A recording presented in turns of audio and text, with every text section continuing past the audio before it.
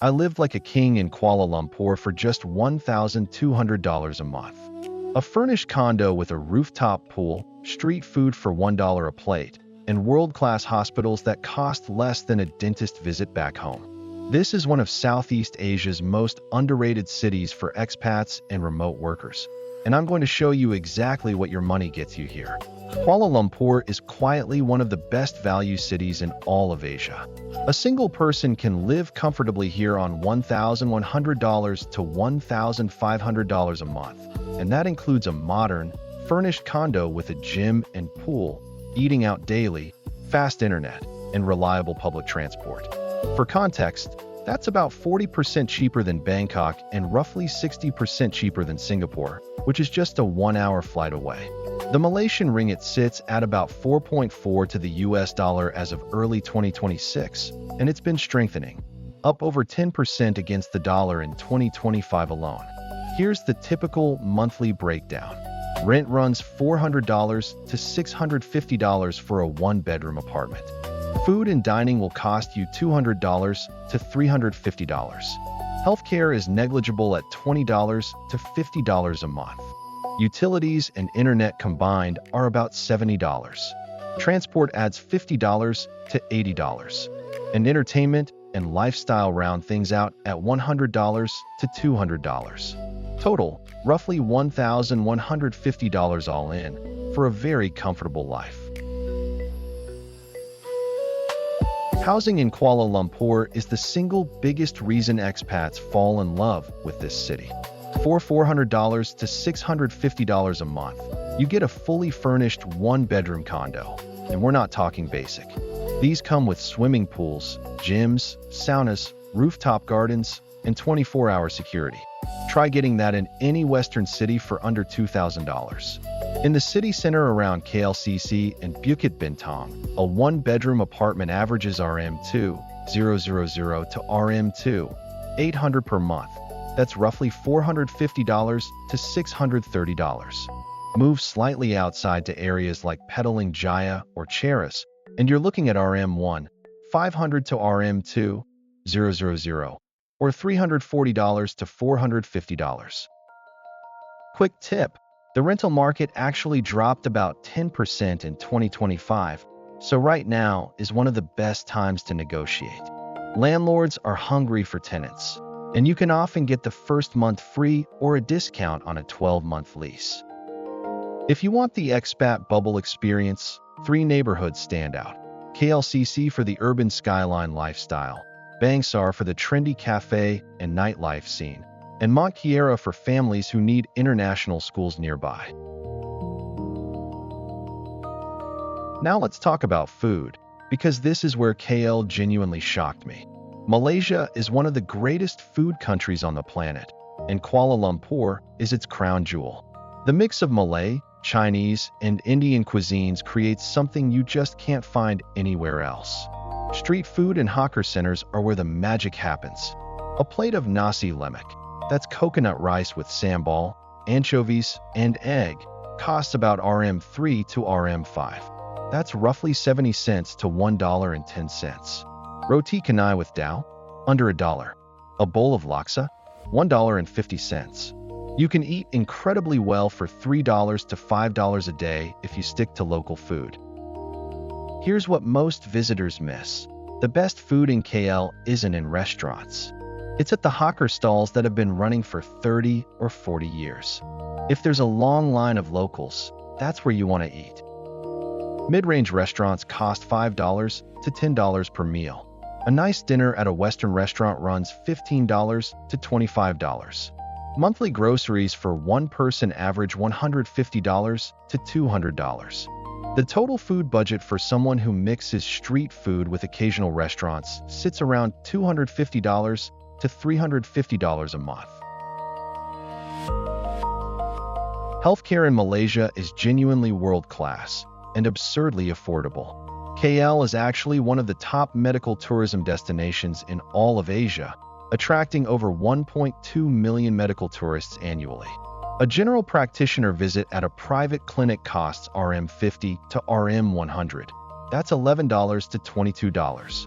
A specialist consultation runs RM 150 to RM 300 or $34 to $67. Need dental work? A cleaning costs about $25. A filling? Around $30 to $50. Compare that to $200 to $500 in the US for the same procedures. Private hospitals like Gleneagles, Prince Court, and Sunway Medical are on par with the best in Singapore and Thailand at a fraction of the price. A full health screening package costs $100 to $200.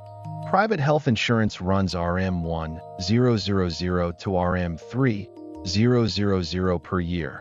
That's $225 to $675 and covers most outpatient and inpatient care. Don't skip health insurance here, even though everything is cheap. A single emergency surgery could still run $2,000 to $5,000 at a private hospital. Basic insurance eliminates that risk for pennies a day. Let's break down the costs nobody talks about. First, utilities.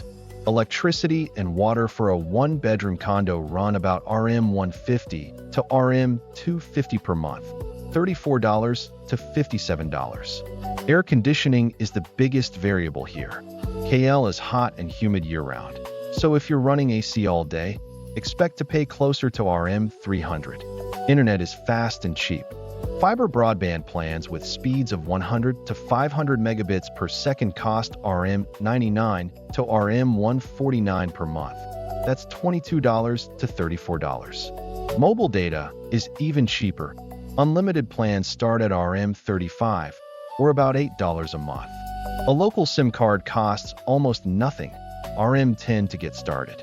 Laundry service runs about $2 per load if your condo doesn't have in-unit washing. Gym membership outside your condo complex averages $30 to $50 per month, but most condos include a gym for free. The biggest hidden cost is the visa situation.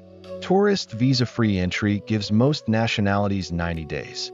The DE Ranta digital nomad visa costs about RM 1,000 in application fees and requires $24,000 annual income for tech workers or $60,000 for non-tech professionals. Getting around Kuala Lumpur is cheap, but it depends on your method. The MRT, LRT, and monorail network covers most of the city center, and a single trip costs RM 1.20 to RM 6.40. That's 27 cents to $1.45. A monthly transit pass runs about RM 100 or $23. But here's the reality. KL was built for cars, not pedestrians. The sidewalks are inconsistent, and many neighborhoods aren't walkable. That's where Grab comes in. Grab is the Uber of Southeast Asia, and a typical ride within KL costs RM 8 to RM 20, roughly $2 to $5. Most expats spend $50 to $80 a month on a mix of public transit and Grab rides. I learned this the hard way. Don't try to walk everywhere in KL. The heat, humidity, and broken sidewalks will wear you down fast. Budget for Grab rides and save your energy for the places worth exploring on foot, like Bukit Bintang and Chinatown. If you're thinking about buying or renting a car, a used vehicle starts at $5,000 to $8,000, and fuel costs about 50 cents per liter, some of the cheapest in the world thanks to government subsidies. Malaysia scores well on safety. The Global Peace Index ranks it 18th in the Asia-Pacific region, and Kuala Lumpur feels noticeably safe for a capital city of its size. Petty crime exists. Bag snatching and phone theft happen, but violent crime against foreigners is rare. Politically, Malaysia is a constitutional monarchy with a parliamentary system. It's stable by Southeast Asian standards, with smooth democratic transitions. The country is officially Muslim, which influences some social norms. Alcohol is available, but more expensive due to taxes, and some areas observe modest dress codes. Infrastructure is excellent. Roads, highways, and public transit are well maintained. The Kuala Lumpur International Airport, KLIA, is a major regional hub with budget airlines like AirAsia offering flights across Southeast Asia for $30 to $80. You're within 2 to 4 hours of Bangkok, Singapore, Bali, and Ho Chi Minh City. English is widely spoken, especially in urban KL. Most Malaysians in the city center are bilingual or trilingual, making daily life remarkably easy for English-speaking expats. Malaysia offers some unique advantages for expats that most people overlook. First, there's no capital gains tax on most investments, and foreign-sourced income is generally not taxed. If you're earning remotely from overseas clients, your tax burden can be extremely low. Banking is straightforward. Opening a local bank account requires your passport, a utility bill, and a visa, and most major banks offer English language services. International transfers are cheap through Wise or local alternatives. The co-working scene is well developed. Spaces like Colony, Common Ground, and WRQ charge RM 400 to RM 800 per month, $90 to $180 for hot desks with fast Wi-Fi, meeting rooms, and networking events. Many cafes also offer reliable Wi-Fi and don't mind you working for hours over a single coffee. For families, Kuala Lumpur has over 100 international schools following British, American, Australian, and IB curricula. Tuition ranges from $3,000 to $15,000 per year, dramatically less than Singapore or Hong Kong, where the same schools charge $20,000 to $40,000. Malaysia's economy is on a roll. GDP grew 5.2% in 2025, the fastest pace in 3 years, beating even the government's own forecasts. For 2026, growth is projected at 4 to 4.5%, driven by strong domestic consumption and foreign direct investment. The ringgit has been one of Asia's best-performing currencies, gaining over 10% against the US dollar in 2025. Analysts see further upside in 2026, supported by structural factors like rising investment flows and Malaysia's growing role in the global semiconductor supply chain. Inflation remains remarkably tame at just 1.4% in 2025, one of the lowest rates in the region. The government projects 2% for 2026. For expats, this means your cost of living stays predictable. You're not going to wake up one morning and find everything 20% more expensive. The combination of a strengthening currency, low inflation, and robust growth makes KL one of the most economically stable destinations in Southeast Asia right now. Compare that to Thailand's political uncertainty or Indonesia's higher inflation, and Malaysia looks increasingly attractive. Let's rate Kuala Lumpur on the metrics that matter most to digital nomads and remote workers. Internet speed, solid 8 out of 10. Average broadband speeds hit 100 to 200 megabits per second in most condos, and co-working spaces push 300 to 500. Mobile 4G and 5G coverage is excellent throughout the city. Co-working infrastructure, 7 out of 10. You've got Colony, Common Ground, WRQ, Collabs, and WeWork all operating in KL. Hot desks run $90 to $180 per month, private offices from $250. Most spaces are modern, air-conditioned, and include meeting rooms. Community and networking, 6 out of 10. KL has a growing nomad community, but it's smaller and quieter than Bangkok or Bali. You'll find meetups and events, but the scene isn't as vibrant. Most nomads here prioritize productivity over socializing. Cost to quality ratio, 9 out of 10. This is where KL truly shines. For the price, the quality of accommodation, food, internet, and infrastructure is hard to beat anywhere in the world. Overall Nomad Score, 7.5 out of 10. KL is a productivity powerhouse for remote workers who want comfort, speed, and value, even if the nightlife and social scene don't quite match Bangkok. Quality of life in KL is surprisingly high, especially for the cost. The weather is tropical year-round, averaging 27 to 33 degrees Celsius. It rains almost every afternoon from October to March, but showers are short and intense. The rest of the year is hot and humid, with occasional thunderstorms. Shopping is world-class. KL has some of the biggest malls in Southeast Asia: Pavilion, Mid-Valley Mega Mall, and Surya KLCC. International brands are widely available, though imported goods carry a premium. Nightlife exists, but it's more subdued than Bangkok or Bali. The Changkat Bukit Bintang Strip has bars and clubs, and Bangsar offers trendy cocktail spots. Alcohol is taxed heavily in Malaysia. A beer in a bar costs $5 to $8, and a cocktail runs $10 to $15. That's noticeably more than Thailand or Vietnam. Fitness options are excellent. Most condos include gyms, and dedicated fitness centers like Anytime Fitness or Celebrity Fitness charge $30 to $50 per month. Outdoor options include jogging around KLCC Park, hiking at Bukit Tabor, or the famous Bata Cave stair climb. This surprised me. KL has incredible nature literally 30 minutes from the city center. The Taman Negara Day trips, Bata Caves, and Cameron Highlands are all easy weekend escapes. Don't just stay in the city. So how does Kuala Lumpur stack up against the competition? Let's compare with three popular alternatives. KL versus Bangkok.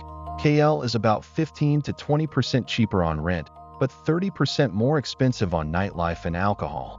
Food costs are roughly equal. Both cities offer incredible street food under $2. Bangkok has a bigger nomad community and more vibrant social scene. KL wins on infrastructure, English proficiency, and internet speed. KL versus Singapore. Singapore is about 3 to 4 times more expensive across the board. A one-bedroom in Singapore city center runs $2,500 to $3,500 per month. The trade-off is world-class public services and safety. Many expats live in KL's Johor Bahru border region and commute to Singapore daily, getting Malaysian prices with Singapore salaries. KL versus Bali. Bali is cheaper for accommodation in rural areas, but Bali's infrastructure, internet reliability, and healthcare don't come close to KL. Bali wins on lifestyle, beaches, and community vibe. KL wins on everything practical: internet, hospitals, transport, and convenience. The bottom line: if you want productivity, comfort, and value, KL is hard to beat. If you want adventure and social energy, Bangkok or Bali might suit you better. Looking ahead, Kuala Lumpur is positioning itself as Southeast Asia's next tech and digital hub. The government's Madani economy framework is investing billions in digital infrastructure, semiconductor manufacturing, and startup ecosystems. New MRT lines are expanding, making more neighborhoods accessible without a car.